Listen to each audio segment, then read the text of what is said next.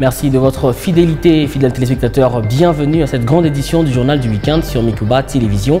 À la une de l'actualité, après son séjour en Zambie, le vice-premier ministre, ministre de l'économie nationale, est arrivé à Kinshasa, à Lubumbashi plutôt, ce samedi 27 mai, où il a aussitôt réuni les opérateurs agricoles dans la salle des banquets du gouvernorat de province pour échanger sur la production ainsi que l'importation du maïs. Vous suivrez dans ce journal du week-end le vice-premier ministre, ministre de l'économie Vital Kamerhe, qui a résumé la rencontre à la caméra de notre correspondante sur place.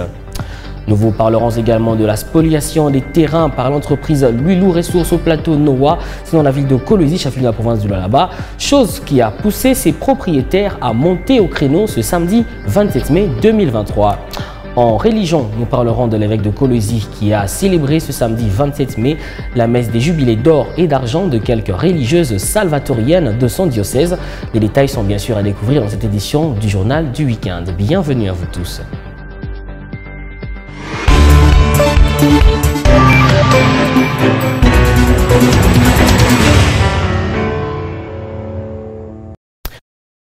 Cette actualité en bref et en images, en visite d'État en Chine, le président congolais Félix-Antoine Tshisekedi a échangé ce dimanche à Shenzhen avec le docteur Liang Hua, président du conseil d'administration de Huawei, sur la promotion des technologies de l'information ainsi que de la communication et sur le numérique. Au terme de cette rencontre au siège de Huawei, un protocole d'accord a même été signé entre les deux parties pour la mise en place d'un partenariat en faveur de la transformation du numérique en RDC, notamment dans la digitalisation des services gouvernementaux. Il faut noter que cela rentre dans le cadre de la visite officielle du président Tshisekedi en Chine. Et République du Congo, adoption vendredi par le gouvernement congolais lors du Conseil des ministres du projet de loi portant répartition des sièges pour les élections générales attendues au mois de décembre 2023. Dans ce tableau, la ville-province de Kinshasa arrive en tête avec 56 sièges contre toute attente. Le Nord Kivu, province la plus touchée par les conflits armés, se positionne en second avec 47 sièges. Vient ensuite le Sud Kivu avec 32 sièges et le Haut-Katanga qui compte 31 sièges. Les détails dans cet extrait du compte-rendu lu par Augustin Kibasa Maliba, porte-parole intérimaire du gouvernement congolais. Projet de loi portant répartition des sièges par circonscription électorale pour les élections législatives, provinciales, municipales et locales. Le vice-ministre de l'Intérieur, Sécurité et Affaires coutumières, à l'absence de son titulaire en mission, a présenté le projet de loi portant répartition des sièges par circonscription électorale pour les élections législatives, provinciales, municipales et locales. Élaboré par la Commission électorale nationale indépendante, ce projet de loi répartit les sièges à la lumière des résultats de la révision du fichier électoral dont l'identification et l'enrôlement préalable des électeurs se sont déroulés dans 3 aires opérationnelles. En ce qui concerne les territoires situés dans les aires opérationnelles frappés par l'insécurité consécutive à la violence armée, faute d'avoir procédé à l'identification et l'enrôlement des électeurs dans ces parties du territoire national, la CENI a reconduit les sièges tels que fixés dans la loi numéro 18/05 du 8 mai 2018 relative à la même matière. Après débat et délibération, ce projet de loi a été adopté. Et puis le gouverneur de la province du Haut-Katanga, Jacques Kiabula Katwe, a à son tour présidé ce 26 mai la réunion du Conseil provincial des ministres du gouvernement du Haut-Katanga. Plusieurs points étaient inscrits à l'ordre du jour, notamment la communication du gouverneur, la situation sécuritaire de la province, ainsi que les projets non réalisés de l'exercice 2022, ainsi que la sécurisation du terrain du marché Komesa à Kasumbalesa. Le compte-rendu de ce Conseil des ministres est lu ici par le porte-parole du gouvernement provincial, Ars Joseph Kayumba. Compte rendu numéro 009 de la réunion du Conseil des ministres du gouvernement provincial du Haut-Katanga du 26 mai 2023. Sous la présidence de son Excellence Monsieur le gouverneur de la province du Haut-Katanga, l'honorable Jacques Kiabula Katwe, il s'est tenu ce vendredi 26 mai 2023 dans la salle des banquets du gouvernorat de province, la réunion du Conseil des ministres du gouvernement provincial du Haut-Katanga. 5 points étaient inscrits à l'ordre du jour, à savoir 1. Lecture et adoption de l'ordre du jour. 2. Lecture et adoption du compte rendu numéro 008 de la réunion du Conseil des ministres du gouvernement provincial du Haut-Katanga du 12 mai 2023. 3. Communication de son Excellence, Monsieur le gouverneur de province. 4. Situation sécuritaire. 5. Les projets non réalisés exercice 2022 et la sécurisation du terrain du marché Comessa à Kasumbalesa. 1. Communication de son Excellence, Monsieur le gouverneur de province. Dans sa communication, le chef de l'exécutif provincial a annoncé au Conseil les départs par démission volontaire des membres du gouvernement, en l'occurrence la ministre provinciale en charge du genre, famille et enfants, l'honorable Prudence Kabange Ilunga, qui a donc regagné l'hémicycle de l'Assemblée provinciale. Pour clore sa communication, Son Excellence, Monsieur le gouverneur, en a profité pour prodiguer à tous les membres du gouvernement des conseils d'ordre moral et éthique, tout en insistant sur le respect de la hiérarchie de situation sécuritaire. Prenant la parole, le ministre provincial en charge de la sécurité a fait au Conseil l'économie de la situation sécuritaire de la province. D'une manière générale, celle-ci demeure relativement calme, nonobstant quelques cas d'incursion domiciliaire qui ont été enregistrés dans nos grands centres urbains de Lubumbashi, Likasi et Kasumbalesa.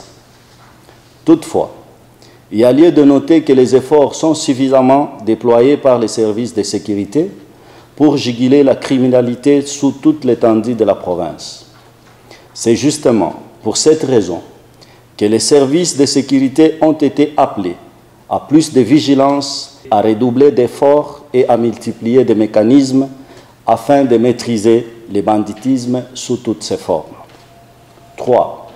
Projet non réalisé exercice 2022 et la sécurisation du terrain du marché Comessa à Kasumbalesa.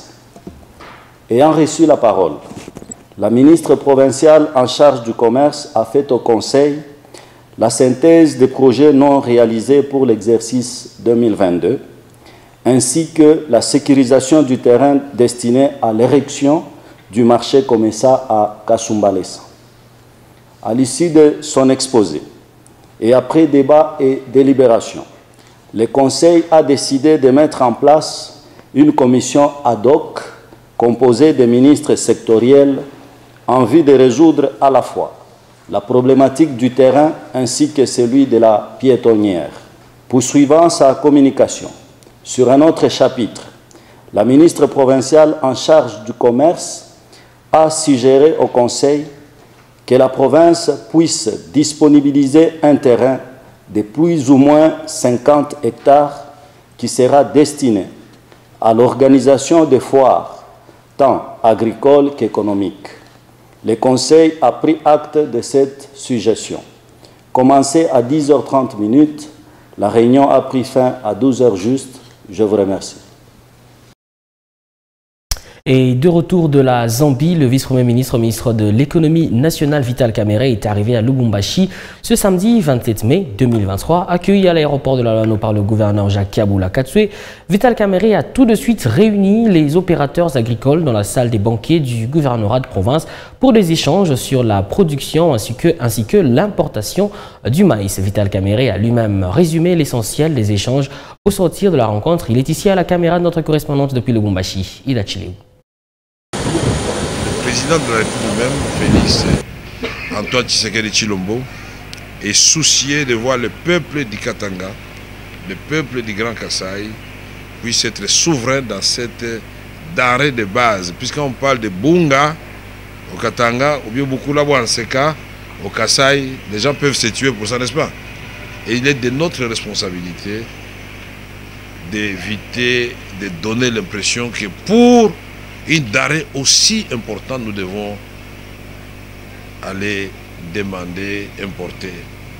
La question maintenant, comment mettre ces mesures en pratique? Il fallait que je retourne de nouveau à la Zambie, chez qui nous nous adressons principalement. Il y a beaucoup d'autres fournisseurs pour des mesures importantes qui avaient été prises et qui ralentissaient l'entrée de la farine de maïs et de grains de maïs ici.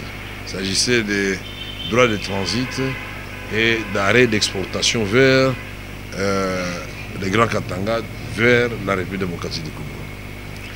Et nous avons étudié ensemble quels sont les mécanismes qui vont prendre du côté du pays frère de la Zambie pour faciliter l'opération. Qu'est-ce que nous devons prendre comme mesure du côté de la République démocratique du Congo? Aux Katangaises et aux Katangais, ne croyez pas que nous sommes dans une optique de maintenir l'importation comme solution à nos problèmes. Notre focus, c'est sur la production. Et pour produire, nous devons accompagner les fermiers et les producteurs, grands et petits, moyens, et les moyens seront mis en place. Les mesures seront prises pour exonérer les gens de beaucoup de choses. Avant la fin du mois, si je vais être pessimiste, avant la fin du mois, vous verrez le train de mesures et leurs mécanismes et modalités d'application. Autre chose, situation humanitaire en République démocratique du Congo, le gouvernement britannique a annoncé le déblocage d'une enveloppe de 26 millions de dollars américains pour apporter une assistance humanitaire aux victimes des catastrophes, des violences sexuelles ainsi que des enfants souffrant de malnutrition. Une assistance qui s'étendra jusqu'au relèvement. C'est une information livrée par le gouvernement britannique via son ambassade à Kinshasa. Je vous invite donc ici à suivre Laura Mazal qui est directrice du développement à l'ambassade du Royaume-Uni en République démocratique du Congo.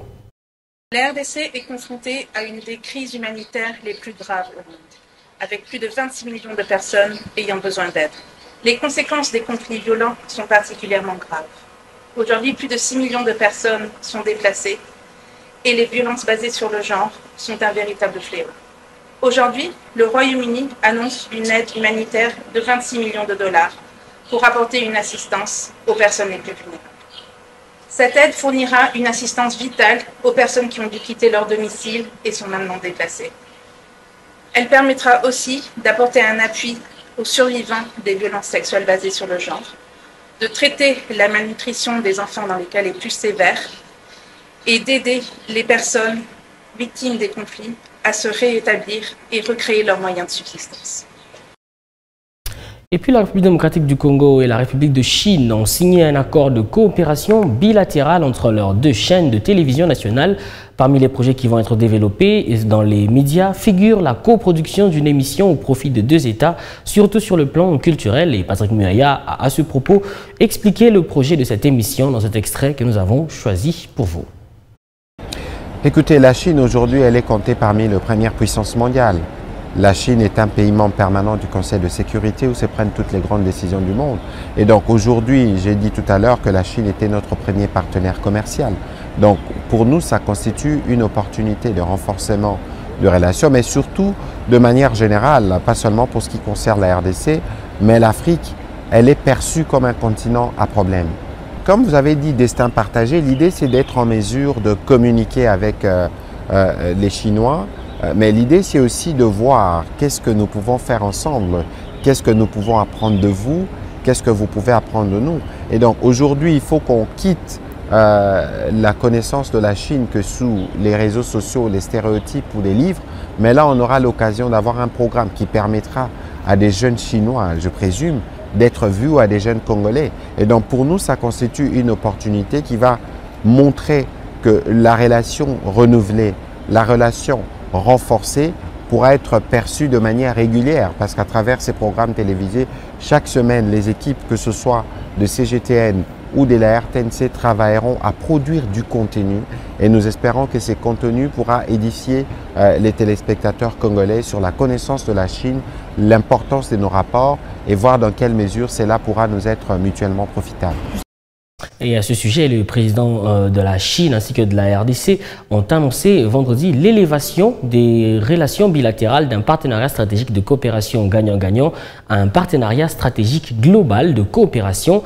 En termes de retombées de cette coopération, plusieurs analystes ont réagi, c'est notamment le professeur Sylvain Kantolomba qui, lui, voudrait voir les entreprises congolaises s'inspirer de l'expertise chinoise pour accroître leur productivité. C'est ce que nous dit ici Oscar Kalombaye. Le professeur Sylvain Kantolomba a d'entrée de jeu donné la nuance entre le partenariat gagnant-gagnant et celui dit stratégique global. Pour lui, la première notion repose sur la visibilité des potentiels des partenaires et la seconde qui mise sur le partage d'expertise des valeurs tout en gardant l'indépendance. Néanmoins, beaucoup de choses sont attendues avec cette nouvelle coopération sino-congolaise, a fait savoir le docteur en sociocritique.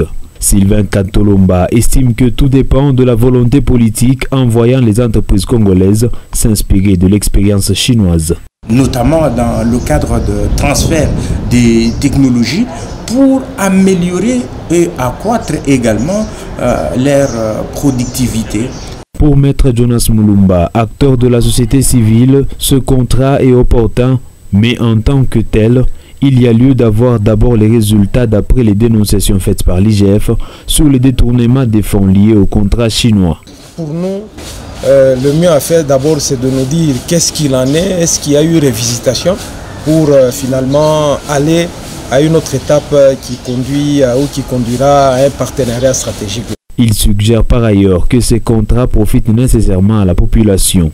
Si le peuple congolais ne se retrouve pas et que l'argent est dilapidé à gauche à droite par ceux-là qui signent ces contrats-là, bon, c'est qu'on est en train de tourner en rond. Il faut envisager les partenariats stratégiques pour permettre la viabilisation des richesses de la RDC, pense le professeur Sylvain Kantolomba. Mais aussi la viabilisation des entreprises que nous avons qui participent à l'économie de notre pays. Dans la coopération, la Chine qui veut aider la RDC dans son développement économique et social soutiendra sa stratégie d'industrialisation, renforcera la coopération dans les domaines de l'énergie, de l'exploitation minière, de l'agriculture, des infrastructures et bien d'autres. Autre chose, les services de sécurité ont présenté 7 présumés bandits ce 27 mai au ministre provincial de l'Intérieur. Plusieurs biens de valeur, parmi lesquels des motos, des panneaux solaires, ont été retrouvés sur ces malfrats. Deouda Kapenda s'est félicité de ce coup de filet avant d'inviter la population lolabèse à coopérer davantage avec ses services de sécurité afin de dénicher tous les réseaux mafieux. C'est un reportage de la cellule de communication du gouvernorat de province. Suivez. En présence du commissaire provincial de la PNC, le capitaine Kalenga Wangoy, ami du compartiment Sapatele Loulou, a présenté au ministre provincial de l'Intérieur ce samedi 27 mai une bande de présumés voleurs. Ces présumés malfrats habitant la cité Loulou Kabila sont aux arrêts pour avoir cambriolé les habitations et volé les engins automoteurs dont 3 motos. Ba cambriolaki nanda konaye awa na quartier là ba zui moto or moto wana ezalaki na GPS alandi trace et que kokota nanda ko ya tata oyo aboyi ko se rendre justice aya alandi biso na compartiment ba clamer ya population nde toboyaki ko libérer tata oyo sino ba kotumba ye parce que ya yebi makambo baleki na ye basalaka kolandela toke kolanda na tokangi babiloko oyo nyonso bokuti awo bapano wana bakolo nango basi wa monani ezali ya teme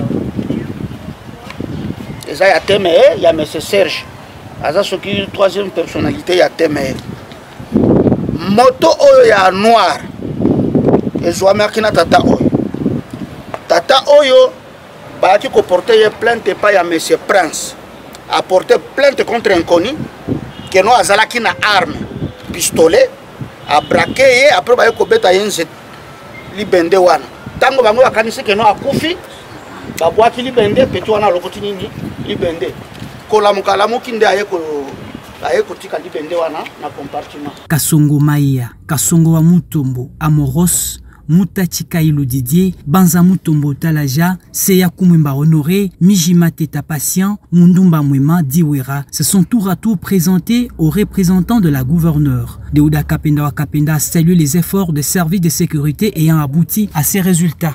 Que le travail ne s'arrête pas là.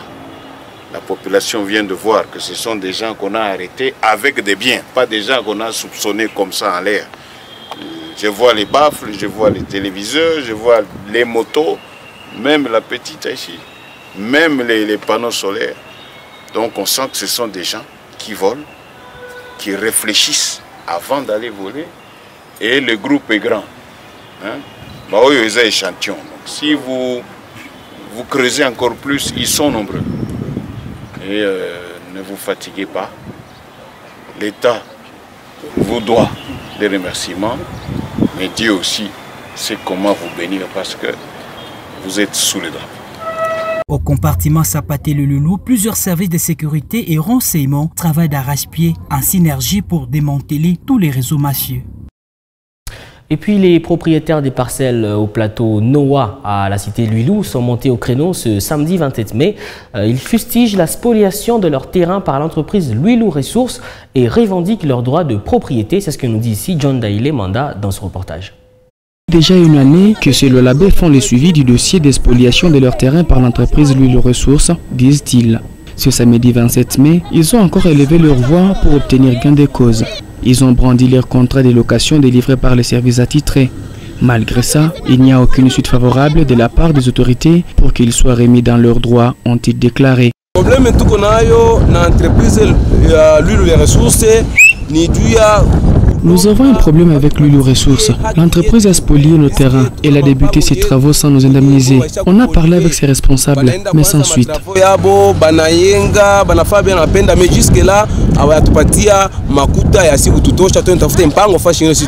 Nous avons tous le contrat de location. S'il faut mourir pour cette cause, on est d'accord.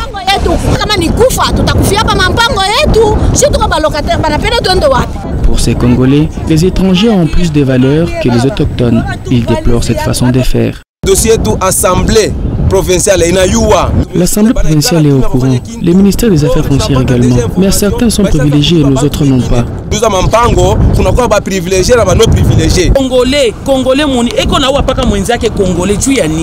L'ennemi des Congolais, c'est son frère congolais. Pourquoi nous sacrifier pour l'intérêt des étrangers?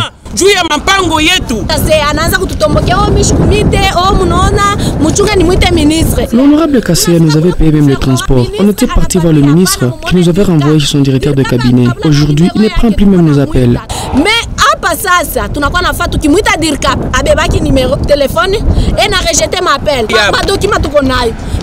Nous avons tous les documents. Sur place, certains avaient déjà déposé les briques pour amorcer les travaux de construction de leur maison, juste sabotés par l'actuel occupant. Ces citoyens disent être prêts à introduire les dossiers au parquet car le représentant du peuple s'en fout de cette affaire à intérêt communautaire. C'est donc un dossier à suivre.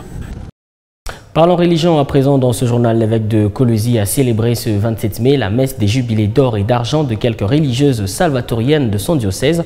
Affectées au village Kambambe et Musumba, ces religieuses ont totalisé l'une 50 ans et les autres 25 ans de vie religieuse. Les détails dans ce reportage. La salvatorienne Damiana Zokez compte à ce jour 50 ans de vie religieuse. Les sœurs Virginie Kassangige, Alphonsine Kachung, Anita Mwadi et Micheline Kachiak ont, elles, totalisé 25 ans. À cette occasion, une messe solennelle a été dite par l'évêque de Kolwezi ce 27 mai à la paroisse Notre-Dame de la Paix Mariapolis, en présence des membres des familles des jubilaires.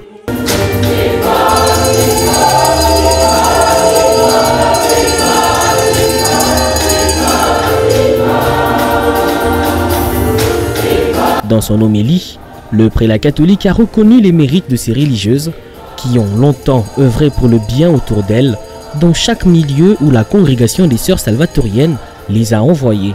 Je vois le témoignage de sa consécration religieuse à Kamba.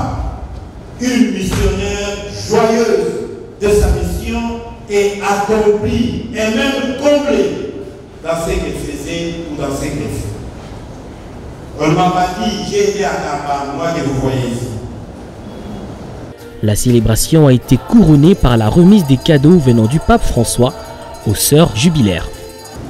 Sa sainteté, François donne de grand cœur la bénédiction apostolique à sœur Damiana Zocek et sœur du divin Sauveur à l'occasion de ses 50 ans de la profession religieuse et invoque par l'intercession de la Sainte Vierge une nouvelle abondance de grâce divine.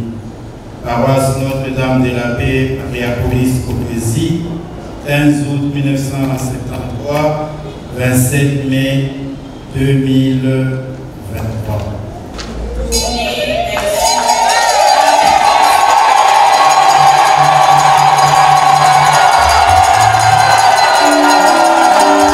La journée s'est clôturée par le partage d'un repas entre les religieuses et leurs familles, ainsi que différents invités dans une ambiance festive.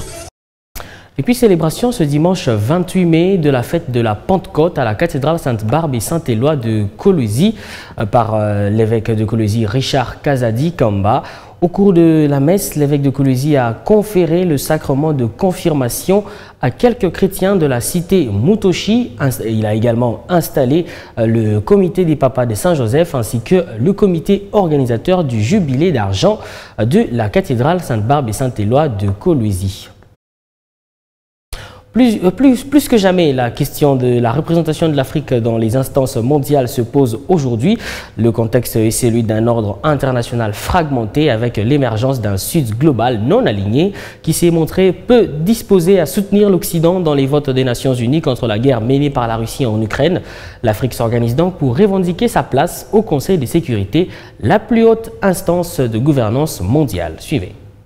L'Afrique, qui compte avec 57 pays, 28% des 193 pays membres des Nations Unies, revendique depuis maintenant 25 ans une première déclaration ayant été faite à Harare en 1997, 2 sièges permanents au Conseil de sécurité et 5 des membres non permanents. En juillet 2005, les dirigeants africains ont soumis à l'Assemblée générale une proposition commune africaine pour la réforme des Nations Unies intitulée le consensus des Ulénies. Comme l'Inde qui fait partie avec le Brésil, le Japon et l'Allemagne des pays officiellement candidats à un siège permanent au Conseil de sécurité, l'Afrique plaide pour un rééquilibrage démographique dans la mesure où sa population, 1,4 milliard d'habitants, équivaut à 18% du total mondial. Le Conseil de sécurité comprend 5 sièges permanents depuis la fin de la Seconde Guerre mondiale, occupés par les États-Unis, la Russie, la Chine, la France, la Grande-Bretagne. En outre, il compte depuis une réforme adoptée en 1963 par résolution